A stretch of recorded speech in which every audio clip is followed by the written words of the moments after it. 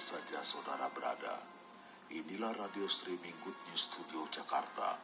Kami kembali di udara melalui saluran digital streaming dengan channel gsjagoodnews.radiostream123.com, membawakan acara siarannya untuk hari ini, sebuah obrolan rohani. Sobat pendengar Good News, selamat mengikuti siaran kami bersama saya hambanya Yusuf Ruslim. Selamat mendengarkan dan tetap semangat. Ya.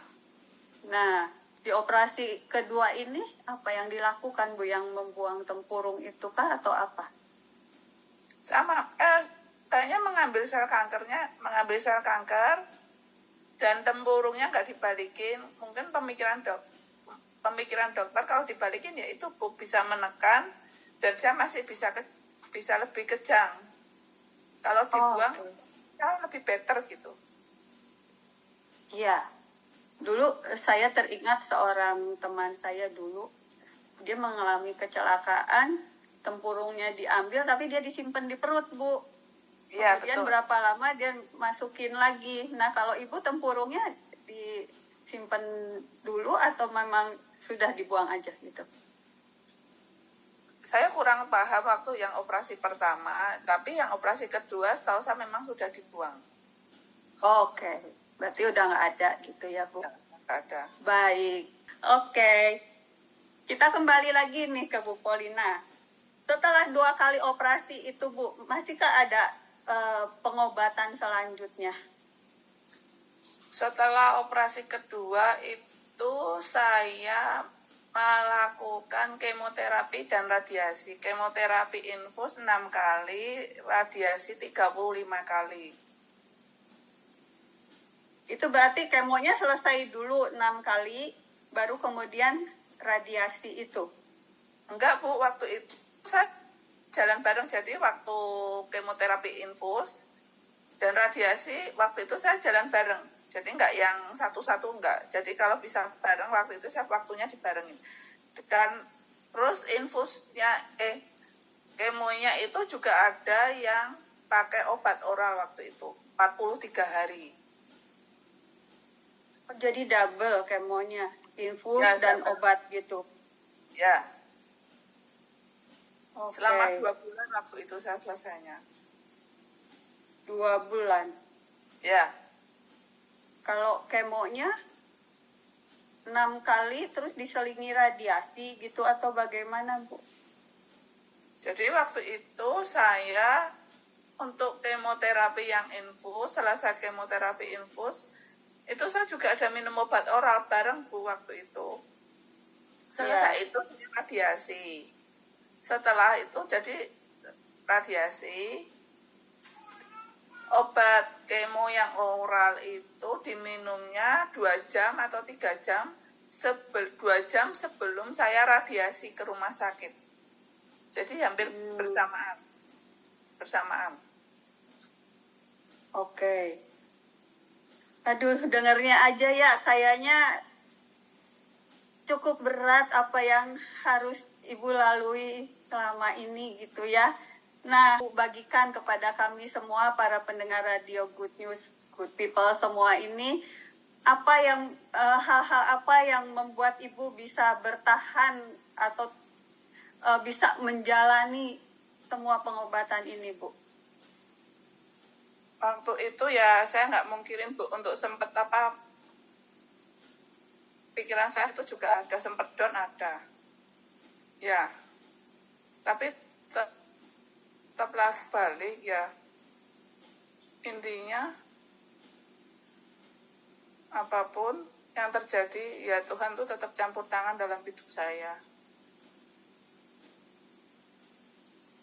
Oke, kita percaya bahwa Tuhan selalu memegang tangan kita dengan penuh kasih ya, Bu ya. Para pendengar setia Radio Good News, ya kita kembali ke Bu Paulina. Bu Paulina, nah setelah menjalani serangkaian pengobatan yang tentunya tidak mudah ya, bagaimanakah Ibu bisa melewati keseharian Ibu? Untuk keseharian sekarang saya harus dibantu oleh perawat. Oke.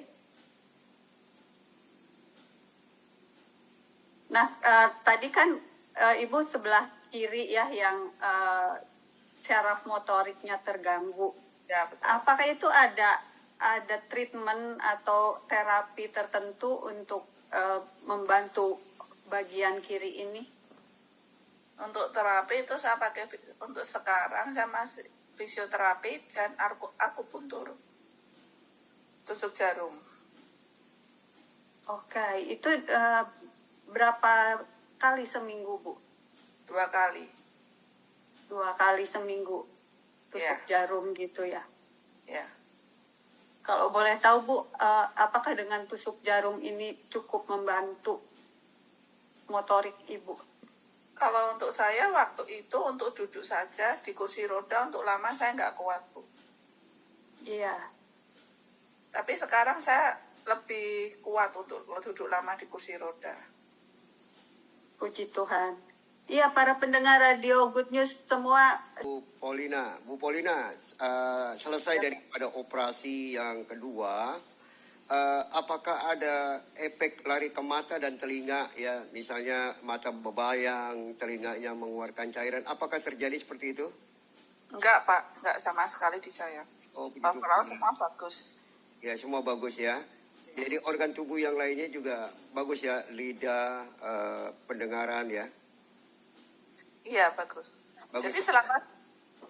Jadi selama saya kemoterapi, radiasi itu, saya puji syukurnya tidak mengalami hal-hal yang mungkin teman-teman penyintas kanker lain alami. Yang saya alami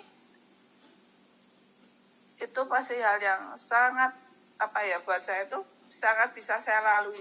Tidak sulit buat saya waktu itu. Iya. Baik, terima kasih. Mari lanjutkan Bu Teti. Ya. Nah, para pendengar semua, kita melihat satu ketegaran anak Tuhan ya, bahwa di dalam melewati hari-hari yang berat ini, Bu Paulina, seperti lagu tadi nih ya Pak Yakub, kita tetap berpegang kepada tangan Tuhan. Tetap gandol gusti, itu bahasa Jawanya ya. Ya.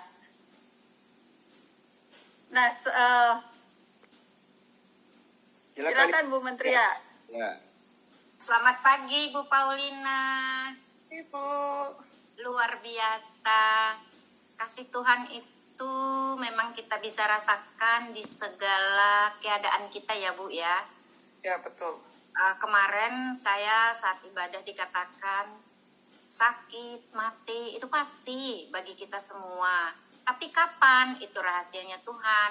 Bisa 40 tahun lagi, bisa 30 tahun lagi. Kita nggak tahu. Jadi saya kagum dengan Ibu Paulina tadi bilang bahwa semuanya kok terasa ringan gitu loh. Seperti efek radiasi, sementara teman-teman yang saya lihat, wah itu luar biasa beratnya yang saya lihat ya dari berbagai teman-teman CISC. Tapi ya itu tadi, cara Tuhan ada banyak untuk membuat kita bisa happy, bisa bahagia, bisa bersyukur. Salah satunya seperti Ibu Paulina. Saya bangga dan kagum dengan Ibu yang bisa merasakan pemberian Tuhan, kasih karunia Tuhan. Sekarang saya ingin bertanya Bu Paulina, hal-hal apa aja sih yang keseharian Ibu rasakan berbeda setelah terdiagnosis kanker otak dan sebelumnya? Kalau sebelumnya bisa beraktivitas sendiri, sekarang tidak bisa. Itu mungkin yang yang bikin saya berbeda. Ibarat seperti dulu bisa mandiri, sekarang saya harus ketergantungan dengan orang lain gitu. Dalam semua hal Ibu? Iya, dalam semua hal. Makasih Ibu, semoga tetap kuat, tetap semangat. Akan ada banyak hal di depan Ibu, di depan kita semua, hal-hal baik yang kita nggak tahu, tapi percayalah pada itu. Saya juga percaya seperti itu. Makasih Ibu Paulina buat sharing untuk kita. Ya, Kita akan tetap bisa menjalani hidup ini ya.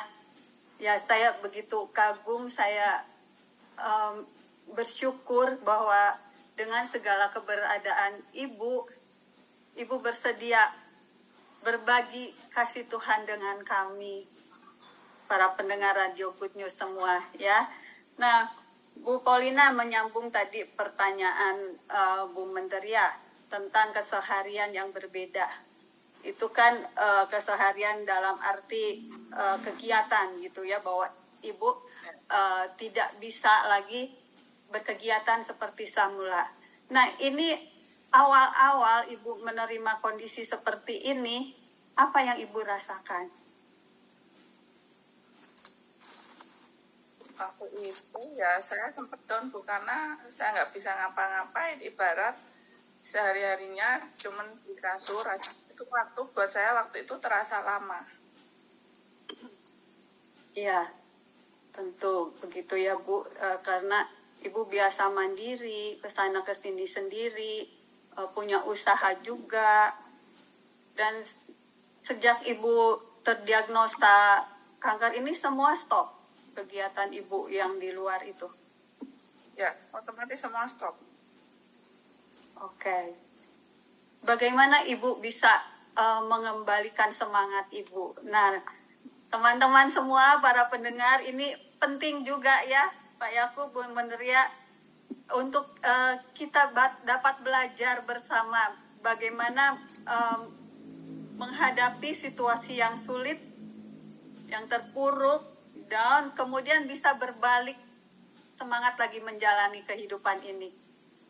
Silakan Bu Paulina.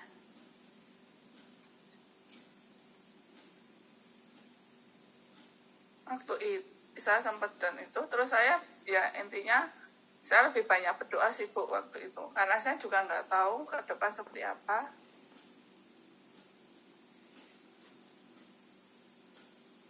Menyerahkan diri kepada Tuhan gitu ya. Betul. Oke. Nah, kalau boleh tahu Bu, gimana dukungan keluarga, orang-orang terdekat yang Ibu dapatkan selama dalam pengobatan ini? Kalau dukungan banyak Bu saya dapatkan, bahkan dengan orang-orang yang ibaratnya saya dulu tahu tapi nggak kenal, sekarang jadi lebih kenal, lebih dekat gitu. Dukungan saudara itu saya sangat rasakan.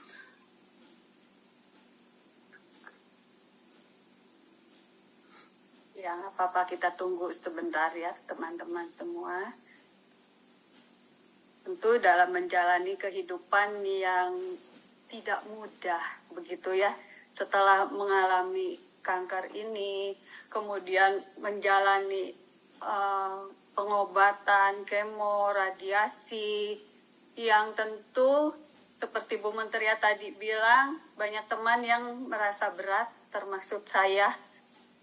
Tetapi Ibu Paulina ini dapat merasakan bahwa itu ringan karena Bu Paulina tetap berjalan bersama Tuhan.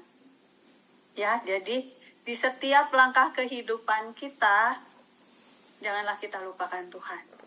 Gitu ya. Karena Tuhan tetap ada dengan kita, Dia senantiasa memegang tangan kita dengan penuh kasih-Nya. Dia senantiasa mendekap kita dengan pelukan hangatnya. Ya, kita kasih waktu sejenak untuk Bu Paulina. Kita kembali ke Bu Paulina. Bu Paulina ini juga anggota BCS, sister community-nya CISC ya Bu Paulina ya.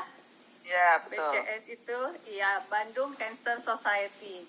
Nah Bu, kalau boleh kami melanjutkan obrolannya sedikit sebentar lagi ya. Kalau di komunitas BCS sendiri, apakah ada yang mengalami hal yang sama dengan Ibu? Kalau di BCS nggak ada yang sama, kanker otak jarang. Tapi saya ikut grup yang membernya sama kena kanker otak, tapi jenisnya berbeda dengan saya. Okay. Itu ada bedanya Bu. Dan di grup itu kalau menyebut penyakitnya kanker, dia menyebutnya doi. Oh, doi. Ada lagi nih baru nih sebutannya. Kan kita selama ini taunya kalau ke rumah sakit, kampus gitu ya. Kalau lagi treatment, kuliah. Nah, ini ada lagi yang baru istilahnya. Ternyata si kanker ini disebutnya doi. Yang tentu konotasinya lebih akrab dengan kita gitu ya. Ya. Oke, Bu Paulina. Kalau boleh tahu nih ya, di BCS sendiri kemarin mengadakan ini juga ya, banyak bikin frame gitu ya Bu, frame World Cancer Day gitu, tentu ada acara tersendiri gini. Sepengetahuan Ibu nih, bagaimana manfaat komunitas BCS yang Ibu rasakan selama ini? Tentunya membantu ya, memberi semangat juga. Kita tidak merasa sendiri dengan sakit ini, tidak merasa sendiri karena ternyata ada yang punya sakit cancer tapi dia tetap survive dan bertahan. Jadi tidak seperti pemikiran saya yang dulu bahwa cancer itu seperti akhir segalanya, ternyata bukan gitu. Betul. Ternyata yang bertahan lebih dari 5 tahun ada, asal kita bisa menjaga kesehatan dan lebih berhati-hati dalam menjalani hidup, nggak asal-asalan udah sehat tapi nggak menjaga. Ternyata ada, itu yang saya baru tahu.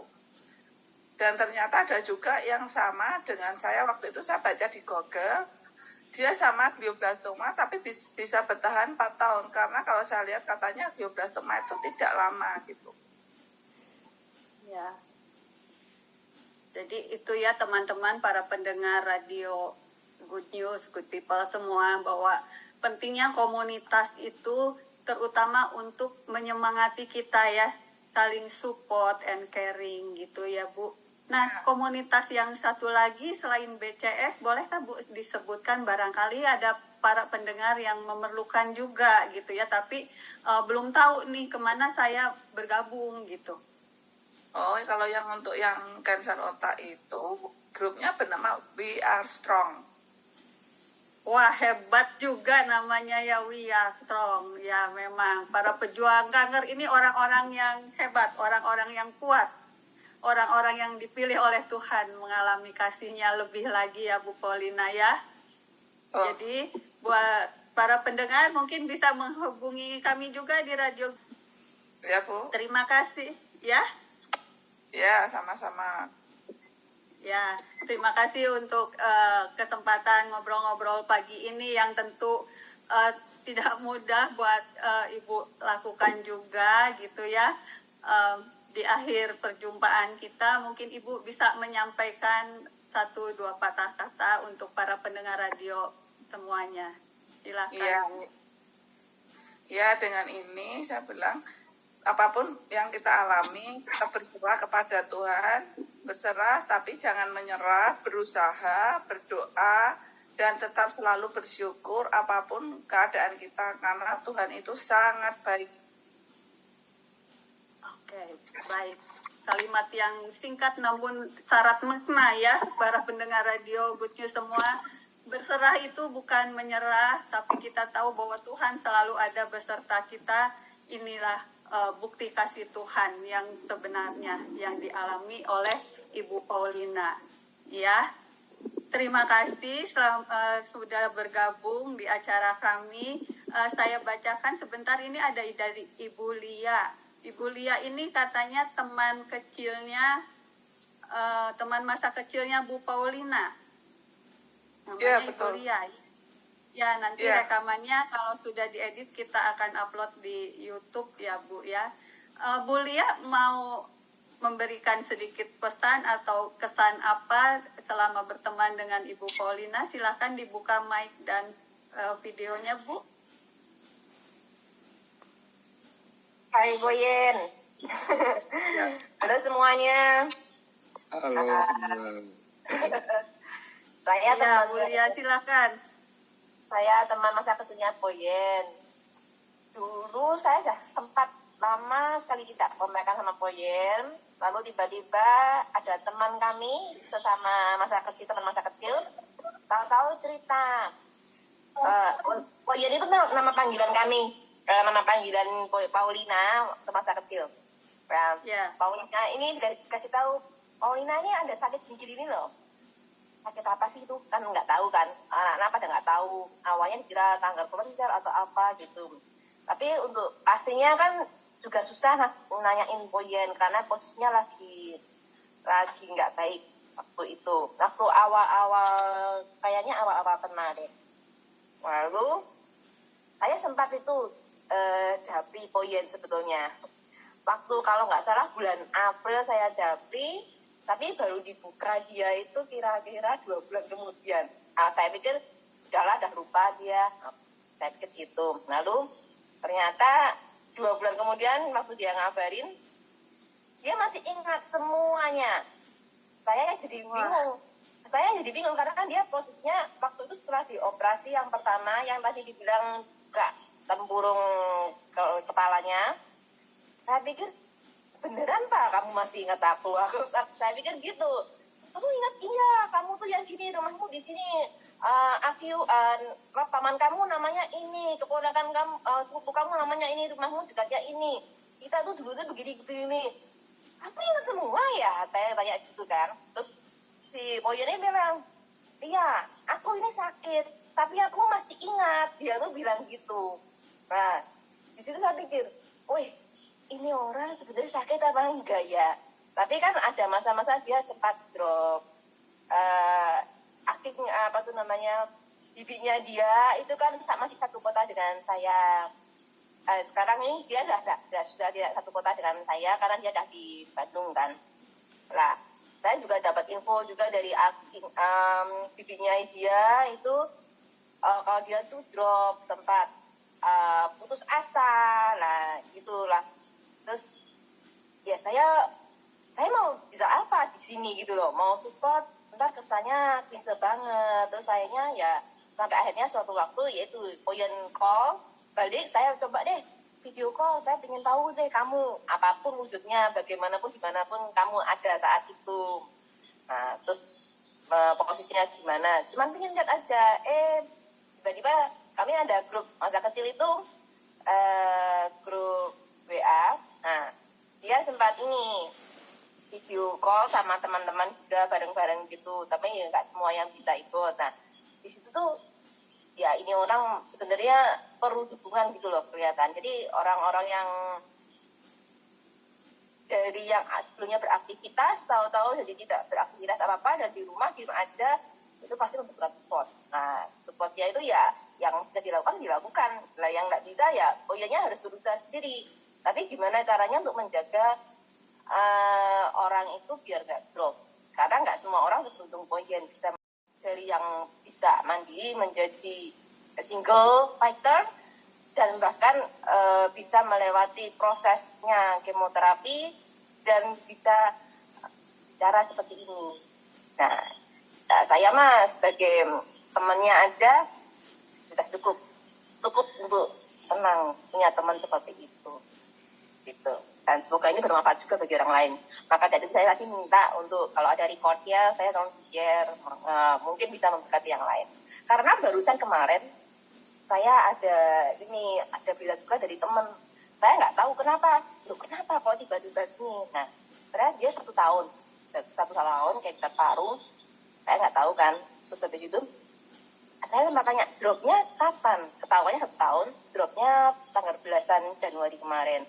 Ya sudah, namanya orang drop karena dia sebelumnya saya juga nggak mau bilang sedih juga, tapi ya karena ini baru kemarin saya maisong hari ini dikebumikan.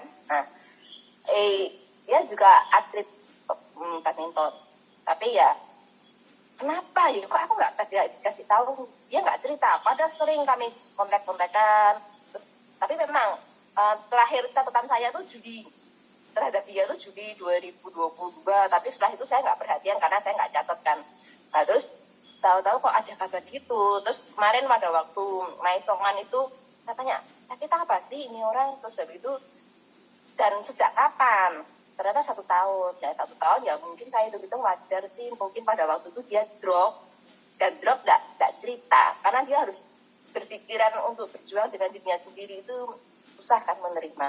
Nah, saya harap Toyen dan teman-teman yang lainnya atau mungkin yang nonton acara ini, video ini, bisa mempunyai life support terhadap dirinya, entah itu kasat mata atau ya secara spiritual. Itu aja. Iya, terima kasih Bu Lia, para pendengar Radio Good News acara orkestra ini. Kita sudah mendengar pemaparan dari Bu Lia ini, ternyata memang sangat penting sebuah support system, sebuah komunitas agar kita tidak merasa sendiri.